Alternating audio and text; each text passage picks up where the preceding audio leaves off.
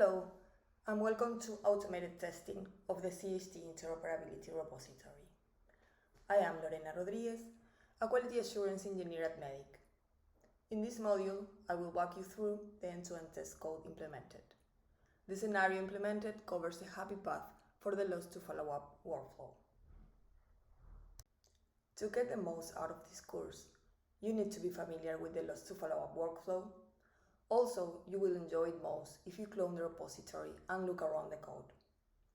It's important to note that we use Jest as a testing framework and Supertest library to test the API. To run the test, you will need a terminal or command line and Docker. The links to all of these references can be found in the training cards provided for the course. Everything begins in the mediator end-to-end test shell script. This script uses the startup shell script to get everything up, waits for the configurator to finish, defines the environment variables, and the most important part, executed the test. Finally, it cleans everything. In our test spec, we start by setting the preconditions. We install the mediator channel. For that, we use the OpenHIM API. We also need to create an offline user in our CHT. So we create a place and a user using the CHT API. We will use this newly created offline user in the following interactions with the CHT API.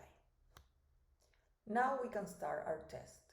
The first thing we do is to check if the mediator is responding successfully. We start creating the resources. We begin with the endpoint using the mediator and expect that to be successful. To double check, we retrieve the created endpoint from the FHIR database, and we hope to be successful also. For the organization, we proceed in the same way.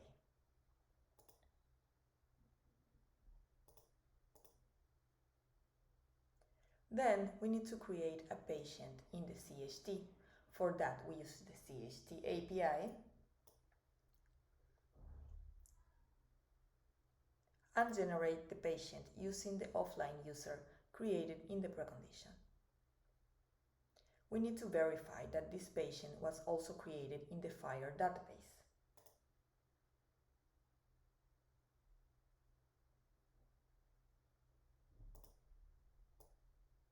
At this point, we have our endpoint, organization, and a patient. We need to create a service request to trigger the loss to follow-up workflow for the newly created patient. We need to replace the requester and the subject with the organization and the patient.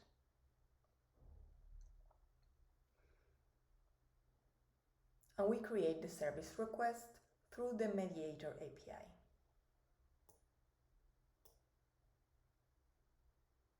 Once the mediator receives the service request, it will initiate the loss to follow-up workflow for that patient, including creating a pending CHT task. So next, we need to handle that pending task.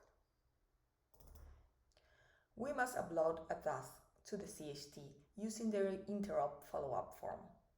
We upload the form using the CHT API and the offline user created in the preconditions.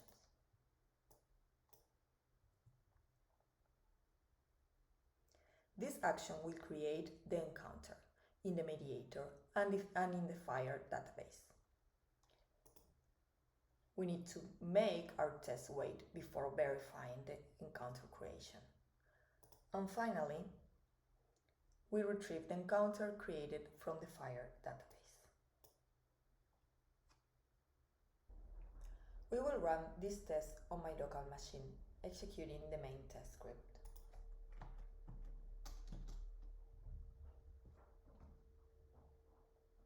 You will notice in Docker Desktop that all the containers are created, and then you will see in the terminal that the test is executed. Finally, all the containers are cleaned up.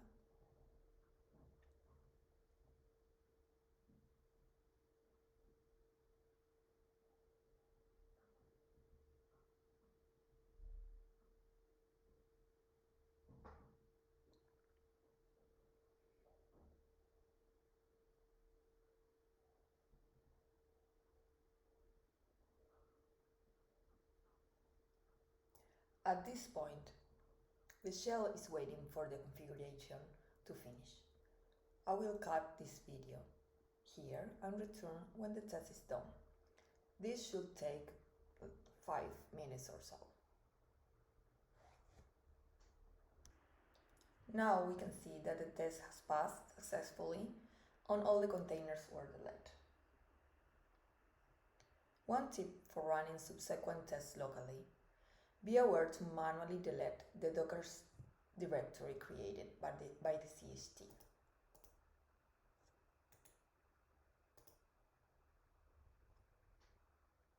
We added the shell script to the CI workflow.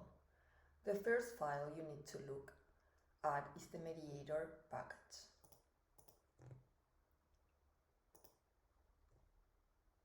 In there, we define the script to execute our end-to-end test shell script. The main file to define the CI action is in GitHub workflow.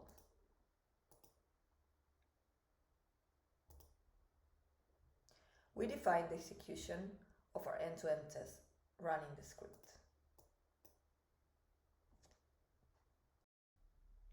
Congratulations for completing this module.